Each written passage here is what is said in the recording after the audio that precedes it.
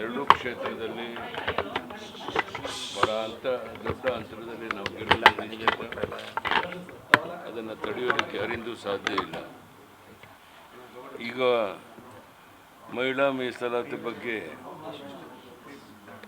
ನಾವು ಭಾಳ ದಶಕಗಳಿಂದ ಮಾತಾಡ್ಕೊಂಡು ಬರ್ತಾ ಇದ್ದೇವೆ. ಈಗ ಇನ್ನೂ ಚರ್ಚೆ ಆಗಬೇಕು ಅಂದರೆ ಅದು ಸ್ಪಷ್ಟವಾಗಿ ವಿಳಂಬ ಮಾಡುವಂಥ ನೀತಿ ಅನ್ನುವಂಥದ್ದು ಸ್ಪಷ್ಟ ಆಗುತ್ತೆ. ಇದು ರಾಜಕೀಯ ಲಾಭಕ್ಕಾಗಿ ತರಲಾಗ್ತಿದೆ ಅನ್ನೋ ಮಾತು ತಪ್ಪು. ಒಳ್ಳೆಯ ನೀತಿ ಯಾವಾಗ ಬಂದರೂ ಸಹ ಒಳ್ಳೆಯದೇ. ಬಸವಣ್ಣನವರು ಸಮಾಜದಲ್ಲಿ ಸಮಾನತೆಯನ್ನು, ನ್ಯಾಯ ಮತ್ತು ಅವಕಾಶಗಳ ಬಗ್ಗೆ ಹೇಳಿದ್ದಾರೆ. ಅವರ ಕಾಲದಲ್ಲಿ ಆದರೂ ಹೆಣ್ಣು ಗಂಡು ಭೇದವಿಲ್ಲದೆ ಎಲ್ಲರಿಗೂ ಸಮಾನ ಹಕ್ಕುಗಳಿರಬೇಕು ಅಂತ ಹೋರಾಟ ಮಾಡಿದರು. ಇಂದು ಮಹಿಳಾ ಮೀಸಲಾತಿ ವಿರೋಧಿಸುವಂಥದ್ದು ಅದೇ ಸಮಾನತೆಯ ತತ್ವಕ್ಕೆ ತದ್ವಿರುದ್ಧವಾಗಿದೆ. ಈ ನೀತಿಯನ್ನು ನಾನು ಖಂಡಿಸ್ತೇನೆ. ಬಸವಣ್ಣನವರು ಅನುಭವ ಮಂಟಪದಲ್ಲಿ ಮಹಿಳೆಯರಿಗೆ ಸಮಾನ ಅವಕಾಶ ಇತ್ತು. ಅಕ್ಕ ಮಹಾದೇವಿ ಮುಂತಾದವರು ತಮ್ಮ ಅಭಿಪ್ರಾಯಗಳನ್ನು ಮುಕ್ತವಾಗಿ ವ್ಯಕ್ತಪಡಿಸುತ್ತಾ ಇದ್ದರು. ಇವರು ಅದೇ ತತ್ವವನ್ನು ಮುಂದುವರಿಸಬೇಕಾದರೆ ಮಹಿಳೆಯರಿಗೆ ರಾಜಕೀಯದಲ್ಲಿ ಒಳ್ಳೆಯ ಅವಕಾಶ, ಜಾಗ ಕೊಡುವಂಥದ್ದು ಅನಿವಾರ್ಯ. ಮಹಿಳೆಯರಿಗೆ ರಾಜಕೀಯದಲ್ಲಿ ಪ್ರವೇಶ ಸಿಗುವುದು ಅಂದರೆ ಅದು ಅವರ ಹಕ್ಕು ಮಾತ್ರ. ಅದು ವಿರೋಧಿಸುವಂಥದ್ದು ಸಮಾನತೆಯ ವಿರುದ್ಧ ಅಂತ ಹೇಳಕ್ಕೆ ಇಚ್ಛೆಪಡ್ತೇನೆ.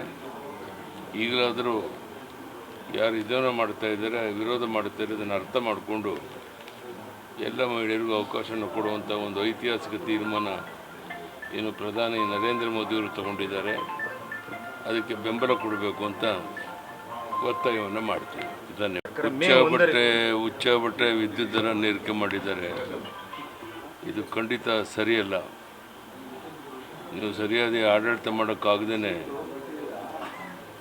ಹಣಕಾಸಿನ ವ್ಯವಹಾರನ ಸರಿ ಮಾಡದೇನೆ ಈಗ ಬೇಕಾಬಿಟ್ಟು ವಿದ್ಯುತ್ ದರವನ್ನು ಜಾಸ್ತಿ ಮಾಡಿದ್ರೆ ಸಾಮಾನ್ಯ ಜನ ಅದನ್ನು ಕೊಡೋಕ್ಕೆ ಸಾಧ್ಯ ಆಗೋದಿಲ್ಲ. ಅದಕ್ಕೋಸ್ಕರ ಅದನ್ನು ತಕ್ಷಣ ವಾಪಸ್ ತಗೋಬೇಕು.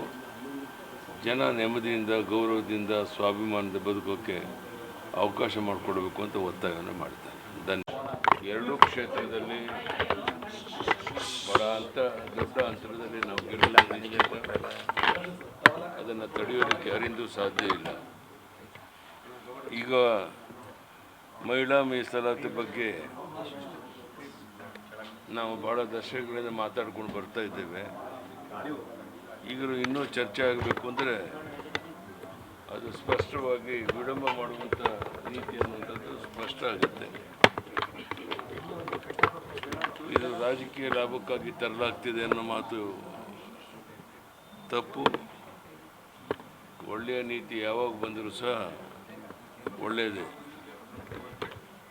ಬಸವಣ್ಣನವರು ಸಮಾಜದಲ್ಲಿ ಸಮಾನತೆಯನ್ನು, ನ್ಯಾಯ ಮತ್ತು ಅವಕಾಶಗಳ ಬಗ್ಗೆ ಹೇಳಿದ್ದಾರೆ. ಅವರ ಕಾಲದಲ್ಲಿ ಆದರೂ ಹೆಣ್ಣು ಗಂಡು ಭೇದವಿಲ್ಲದೆ ಎಲ್ಲರಿಗೂ ಸಮಾನ ಹಕ್ಕುಗಳಿರಬೇಕು ಅಂತ ಹೋರಾಟ ಮಾಡಿದರು. ಇಂದು ಮಹಿಳಾ ಮೀಸಲಾತಿ ವಿರೋಧಿಸುವಂಥದ್ದು ಅದೇ ಸಮಾನತೆಯ ತತ್ವಕ್ಕೆ ತದ್ವಿರುದ್ಧವಾಗಿದೆ. ಈ ನೀತಿಯನ್ನು ನಾನು ಖಂಡಿಸ್ತೇನೆ. ಬಸವಣ್ಣನವರು ಅನುಭವ ಮಂಟಪದಲ್ಲಿ ಮಹಿಳೆಯರಿಗೆ ಸಮಾನ ಅವಕಾಶ ಇತ್ತು. ಅಕ್ಕ ಮಹಾದೇವಿ ಮುಂತಾದವರು ತಮ್ಮ ಅಭಿಪ್ರಾಯಗಳನ್ನು ಮುಕ್ತವಾಗಿ ವ್ಯಕ್ತಪಡಿಸುತ್ತಾ ಇದ್ದರು. ಇವರು ಅದೇ ತತ್ವವನ್ನು ಮುಂದುವರಿಸಬೇಕಾದರೆ ಮಹಿಳೆಯರಿಗೆ ರಾಜಕೀಯದಲ್ಲಿ ಒಳ್ಳೆಯ ಅವಕಾಶ, ಜಾಗ ಕೊಡುವಂಥದ್ದು ಅನಿವಾರ್ಯ. ಮಹಿಳೆಯರಿಗೆ ರಾಜಕೀಯದಲ್ಲಿ ಪ್ರವೇಶ ಸಿಗುವುದು ಅಂದರೆ ಅದು ಅವರ ಹಕ್ಕು ಮಾತ್ರ. ಅದು ವಿರೋಧಿಸುವಂಥದ್ದು ಸಮಾನತೆಯ ವಿರುದ್ಧ ಅಂತ ಹೇಳಕ್ಕೆ ಇಚ್ಛೆ ಪಡ್ತೇನೆ. ಈಗಲಾದರೂ ಯಾರು ಇದನ್ನು ಮಾಡ್ತಾ ಇದ್ದಾರೆ, ವಿರೋಧ ಮಾಡ್ತಾರೆ, ಇದನ್ನು ಅರ್ಥ ಮಾಡಿಕೊಂಡು ಎಲ್ಲ ಮಹಿಳೆಯರಿಗೂ ಅವಕಾಶವನ್ನು ಕೊಡುವಂಥ ಒಂದು ಐತಿಹಾಸಿಕ ತೀರ್ಮಾನ ಏನು ಪ್ರಧಾನಿ ನರೇಂದ್ರ ಮೋದಿಯವರು ತಗೊಂಡಿದ್ದಾರೆ, ಅದಕ್ಕೆ ಬೆಂಬಲ ಕೊಡಬೇಕು ಅಂತ ಒತ್ತಾಯವನ್ನು ಮಾಡ್ತೀವಿ. ಧನ್ಯವಾದ. ಉಚ್ಚಾಬಟ್ಟೆ ವಿದ್ಯುತ್ ದರ ಏರಿಕೆ ಮಾಡಿದ್ದಾರೆ. ಇದು ಖಂಡಿತ ಸರಿಯಲ್ಲ. ನೀವು ಸರಿಯಾದ ಆಡಳಿತ ಮಾಡೋಕ್ಕಾಗದೇ, ಹಣಕಾಸಿನ ವ್ಯವಹಾರನ ಸರಿ ಮಾಡದೇನೆ ಈಗ ಬೇಕಾಬಿಟ್ಟು ವಿದ್ಯುತ್ ದರವನ್ನು ಜಾಸ್ತಿ ಮಾಡಿದ್ರೆ ಸಾಮಾನ್ಯ ಜನ ಅದನ್ನು ಕೊಡೋಕ್ಕೆ ಸಾಧ್ಯ ಆಗೋದಿಲ್ಲ. ಅದಕ್ಕೋಸ್ಕರ ಅದನ್ನು ತಕ್ಷಣ ವಾಪಸ್ ತಗೋಬೇಕು. ಜನ ನೆಮ್ಮದಿಯಿಂದ, ಗೌರವದಿಂದ, ಸ್ವಾಭಿಮಾನದ ಬದುಕೋಕ್ಕೆ ಅವಕಾಶ ಮಾಡಿಕೊಡ್ಬೇಕು ಅಂತ ಒತ್ತಾಯವನ್ನು ಮಾಡ್ತಾರೆ. ಹೆಚ್ಚಿನ ವಿಡಿಯೋಗಳಿಗೆ ಪ್ರತಿಧ್ವನಿ ಯೂಟ್ಯೂಬ್ ಚಾನೆಲ್ ಸಬ್ಸ್ಕ್ರೈಬ್ ಮಾಡಿ, ಬೆಲ್ ಐಕಾನ್ ಕ್ಲಿಕ್ ಮಾಡಿ.